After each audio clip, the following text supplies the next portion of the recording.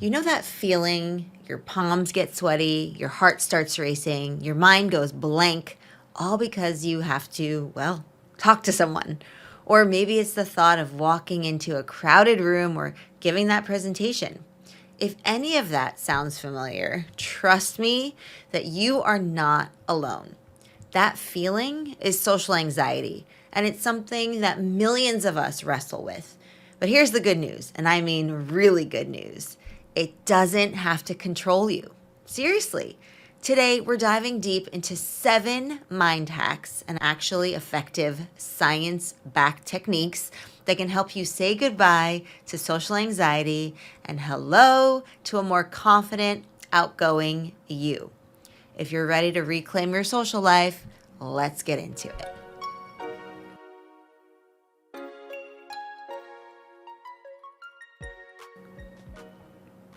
All right, hack number 1, and this one's a game changer, the spotlight fallacy buster. So we often feel like there's a giant spotlight on us, right? Especially in social situations. We feel like everyone is noticing our every tiny mistake, every awkward pause, every slightly flushed cheek. But here's the truth. They're not. Think about the last time you were at a party or an event or a gathering. How much of your mental energy was spent meticulously analyzing what other people were doing or saying? Probably not that much, right? You were more likely focused on your own experience, your own conversations, or even just trying to find the snacks. The spotlight fallacy is this cognitive bias where we overestimate how much others are paying attention to us. So, what's the hack? Actively remind yourself of this. Whenever you feel that anxiety creeping in, take a deep breath and tell yourself, most people are too busy with their own thoughts and their own worries to be hyper-focused on me. Yes, it sounds simple, but consciously challenging that all eyes on me feeling is incredibly powerful and freeing. So give it a try, and when you do, you'll be surprised how much pressure it really takes off. Okay, moving on to hack number 2, the what if ... up technique. Okay, so when social anxiety hits, our minds love to play the what if game, right? Maybe you even played what if as a kid, which is kind of fun. But the point is, the what if I say something stupid, or what if they don't like me, or what if I totally embarrass myself? And these what ifs almost always spiral downwards into these worst case scenarios. And then we all know how that ends, right? So what we want to do is flip the script.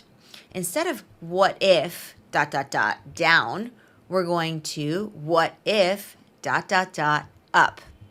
When that negative what if pops into your head, I want you to challenge it with a positive or even neutral one. So let's look at an example. If your brain screams, what if I spill a drink on somebody? Counter it with, what if I have a really interesting conversation? Or what if I make a new friend? Or even, what if I just enjoy the music for a bit? This is not about toxic positivity or pretending worries don't exist.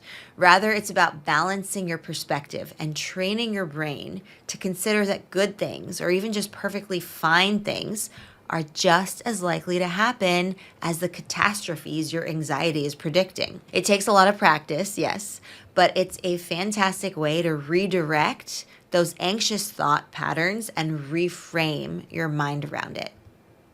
Hack number 3 is all about taking action with the exposure ladder. Avoiding social situations might feel good in the short term. Phew, dodge that bullet. But in the long run, it actually fuels social anxiety, and it doesn't make you any more socially fluent or confident, right? The more you avoid, the scarier it becomes. Now we have this amazing technique, the exposure ladder, which is all about gradually and safely facing your fears, one small step at a time. Think of a social situation that makes you super anxious. Let's say it's attending a networking event. So that's the top of your ladder. Okay, we'll place that at the top of your ladder. Now think about the smaller, less intimidating steps that you can take to get there. Maybe the first step is just researching networking events online. The next step could be inviting a friend to go with you. And then maybe you commit to just staying for 30 minutes. Then perhaps your goal is to initiate one short conversation. Each rung of the ladder is a small win, is a stepping stone. Your confidence will build with each step, proving to yourself that you can handle it. The key here for this to really work is gradual. Don't try to just leap to the top. Instead, slow, steady, and consistent exposure is what retrains your brain to associate social situations with positive or neutral experiences rather than fear. Number 4 is a fantastic in-the-moment trick, the mindful observation shift. So when you're feeling socially anxious, where is your focus? Usually, it's internal, right? You're hyper aware of your racing heart, your shaking hands, the critical voice in your head. The mindful observation shift is all about redirecting that focus outward. Instead of getting lost in your internal turmoil, try to become a more curious observer of your environment. What can you see? Notice the colors, the lighting, the expressions on people's faces.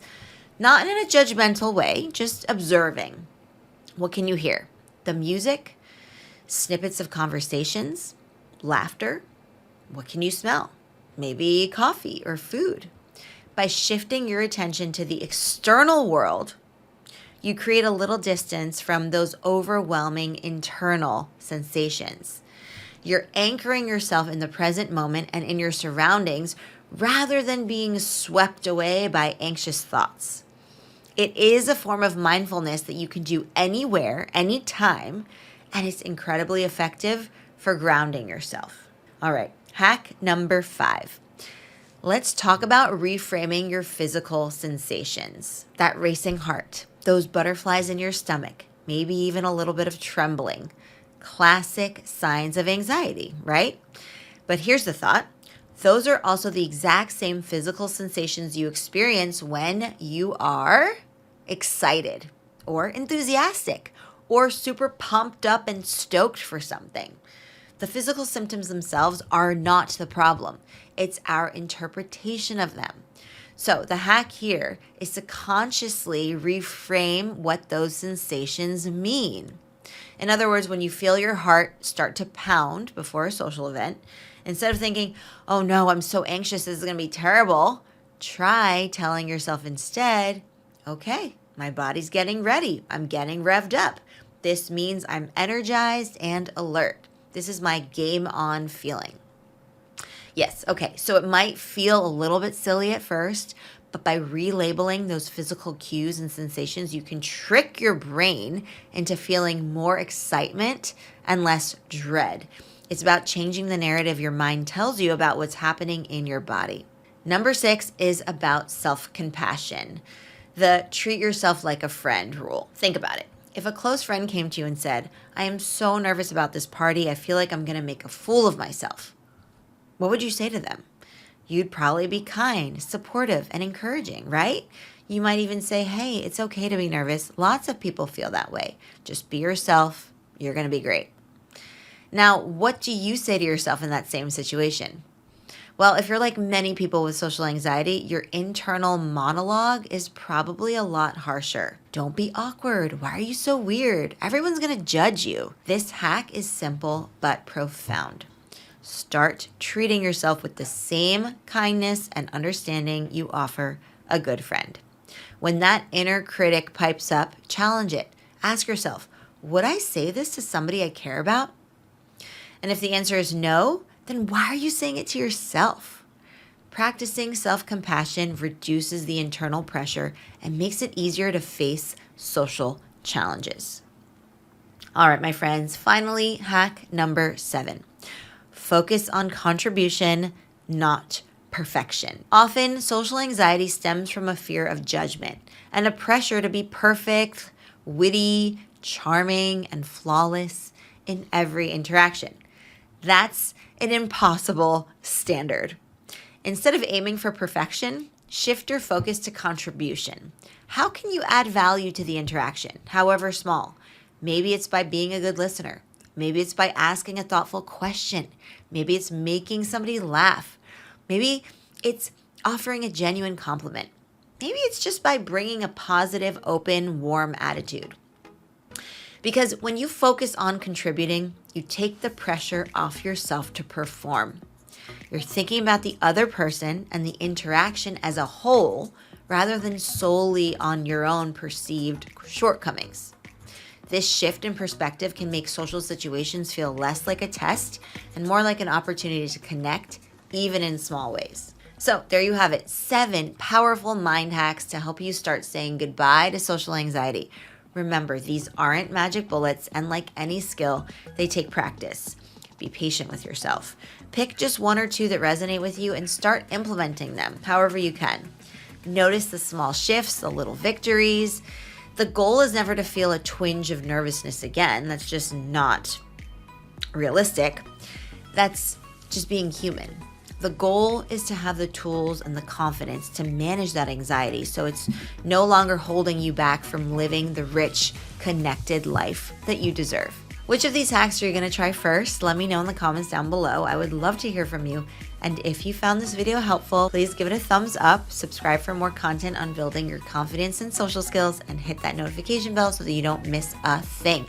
And if you're serious about taking your social skills to the next level and you want ongoing support, a fantastic community, self-paced courses, and even live coaching with me, then I highly encourage you to check out Explearning Academy over at academy.explearning.co. We've built it to help you keep growing. So thank you so much for joining. Thank you for watching. You've got this, and I'll see you in the next video. I might even see you in our community. Bye for now.